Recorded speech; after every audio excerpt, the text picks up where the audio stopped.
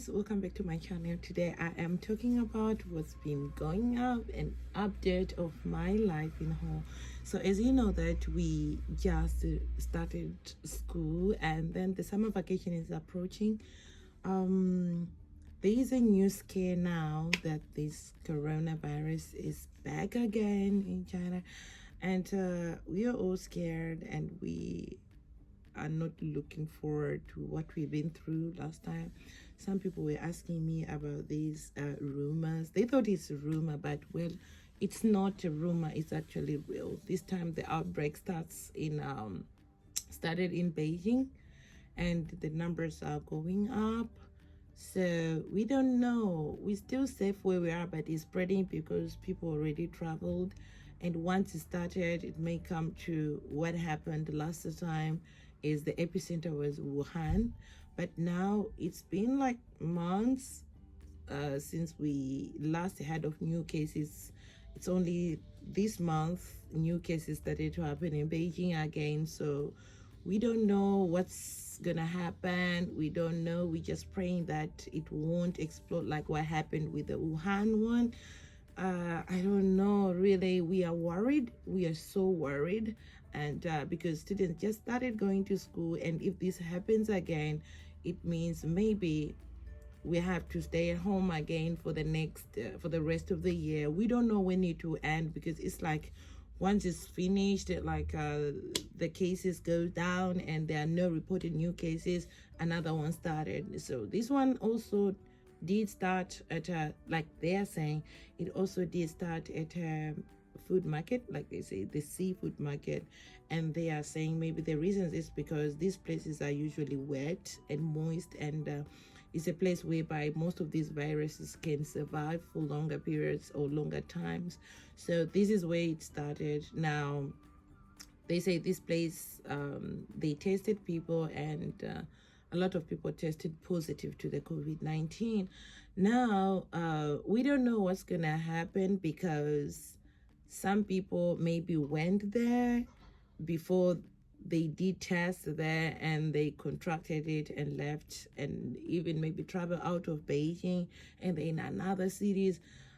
They are maybe in the incubation period, so we don't know. So we may be going back to what happened in January, and we are just praying that it won't get up to that part. So we are just praying that things will not get as worse as that. So we're just hoping things will calm down, because honestly nobody wants to go back to that period. Nobody wants to go to that period, but you never know. So we just say God help us. And another update is we've been in an accident. Yes, I didn't mention this. I was involved in an accident, and it was not my fault. Well, I'll show you how driving in China can be like. Look at this, guys, like this. So you find that accidents do happen every day. We see that. For me, it's not the first time to be in an accident. Actually, it's the third time, and I'm the victim. I'm the victim of these accidents. Luckily I wasn't hurt, but my car was destroyed, so I had to send it to the repairs to the garage. I didn't send a video about this earlier or prior to that until everything is done. Yes. So I've been quiet because I was busy sending the car to the garage, picking it up, dealing with the insurance and stuff like that. So I didn't give you an update, guys. Now, yes, everything is sorted. My car was fixed, so I have it back. But yeah, it was disappointing and inconvenience, because I'm used to driving around. I'm used to control my time, and hence I had to catch up with the public transportation. So the very first day I sent my car for fixing, I took my son along with me, because when the accident happened, I was with him in the car and he cried about this. As you can see, I'm gonna tell you more about what happens when you are involved in an accident in China. So in this case, I was the victim. So I was just approaching the traffic light and I just stopped, and somebody was behind me, the driver behind me, maybe he was not aware, or he thought I was gonna go through the red traffic light, I don't know, or maybe he was occupied with something, could be he was on his phone or what, I don't know. So the next thing I just hear was the loud sound, boom. The car is stationary, somebody's just driving right in me, behind me. So it was just boom. And so I was shocked at first, and I didn't know what was happening. So it took me like a minute to realize that somebody has actually driven my car, have actually crashed on my car. So as I went out, I was like, what happened? You know, like in China, when something like that, something of that sort happens, you don't have to drive away, you have to stay stationary at that place until the traffic police comes to assess the situation, and then they can ask you to remove or to move your car to a safer zone whereby you don't have to obstruct other cars. So even if it happens in the middle of the road, you don't have to move the car, you have to stop right there, because if you move the car, the other person may just drive away and you won't get them. So I had to do like that. So when the other guy realized that, oh, it was a foreigner, he was like, whoa, he was shocked. And then he kept on asking for, telling me that he was sorry and stuff like that. So I asked him, didn't you see that? He didn't give me an answer to that. So the police came, I don't know, they just asked, and then I said, take photos and stuff like that. And by the way, you know, in some places, people may say, if you are a foreigner, usually the law may favor the local. But in that case, or the other two events when that happened, I can testify that nothing of that sort happened to me. Well, they were just on that one. So the police officer was kind of worried that probably I don't understand Chinese, you know. So he tried to explain everything the simplest way. But before they go through this, when you are involved in an accident, that's why they always, or you must always carry your license and your car a book. They say the car license is just like similar to your driving license, like this. So each time you are driving, you must have these two things in your car, because if your driver's license to the police officer, then they go through checking whether they are genuine or not. After that, then they will start to access the problem that you have. So if you don't have either of those things, you may be in trouble. They may not even care about what happened, whether you're wrong. So automatically you will be wrong. The other person will not fix your car if you don't have those things in your car. So luckily I had them. Well, I always keep them in the car just in case such things happens. So he just assessed, and he tried, after he checked my license and realized it's a genuine license, he then came to me and explained the whole stuff to me, like, you don't have to pay a cent or a thing, money for fixing your car. The guy who was behind me's insurance will have to fix everything for me, for my car. So I was like, oh, okay, I get it. So he kept on repeating, or kept on mentioning that you don't have to pay anything. You don't have to pay anything. So he wanted to make sure that I understood, and I won't be cheated and stuff like that. So he gave me that other guy's phone number. He said, if there's a problem, you call him. This is my number. He gave me his number too. That was the police officer. So I was joking with my workmates and say, oh, the police officer was flirting with me. No, he was just trying. He was just worried, because maybe it happens that some people may try to cheat out. I don't know. So he just wanted to know, make sure that I understood what he meant, that I don't have to pay anything for the fixing of my car. So he let me have his number, he let me have the other person's number and the number plate, so that I'm safe. So after that, he told me he was gonna go, the insurance company was gonna come, like the guy's insurance, because he told me I don't have to call my insurance because it's not my fault, it's the other guy's insurance that has come. So you know, when there's an accident and you call the traffic police, it took like, they were just so swift. It took like 5 minutes or less than 5 minutes, they were there. You know, they were spot on, they were very fast, they're so efficient. Yeah, so we had to wait, but the people, we had to wait for some time, like 30 minutes with the insurance company. So they also had to come to assess the situation. And then after they took pictures and stuff like that, they went on to ask me where I wanted to fix my car.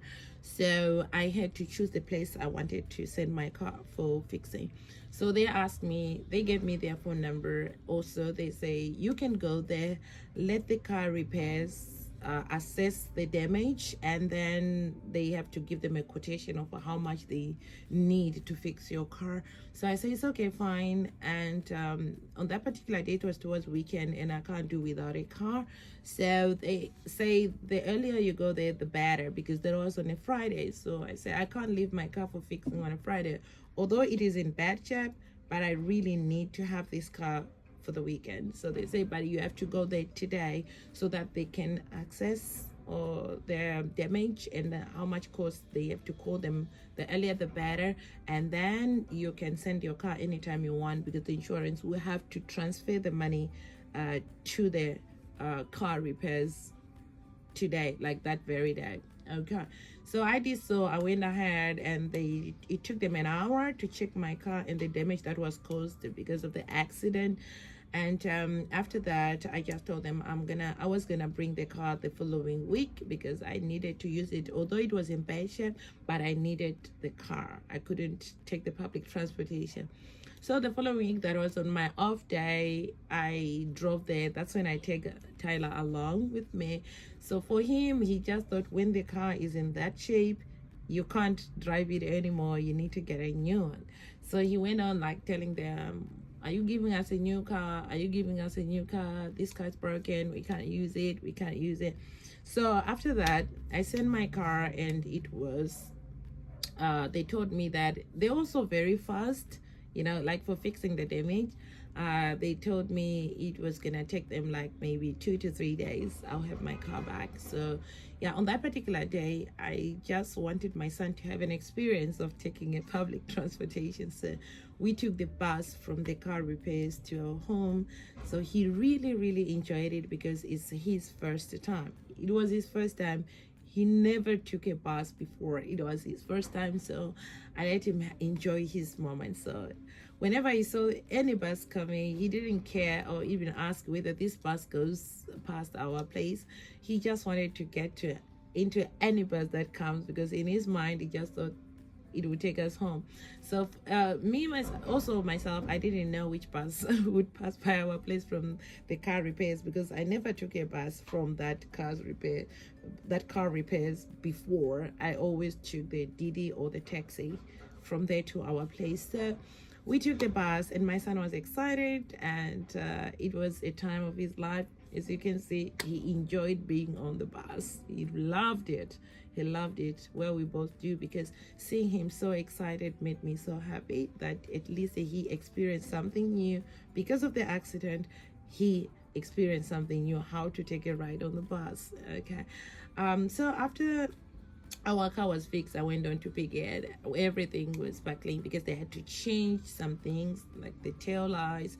They had to change the big part, so it was new. So when my son get to see the car again, it was like, it's a new car, it's not our car was broken, it is a problem. So he was so excited to see that it was fixed, it's okay. So now he's every time he's always asking me, is the car okay, is the car okay? He's so excited about that.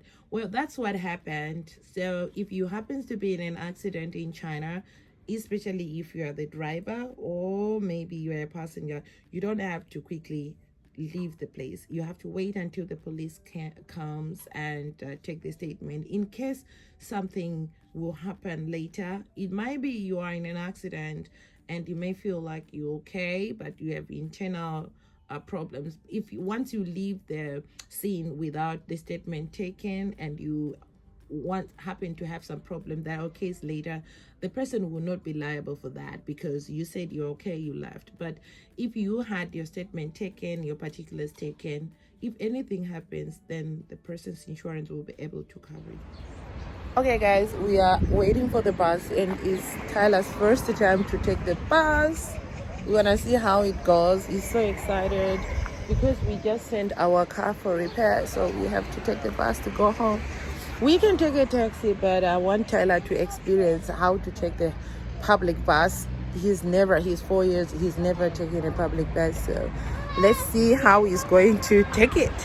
He's so excited. As you can see, he's just looking at the oncoming buses. He's excited.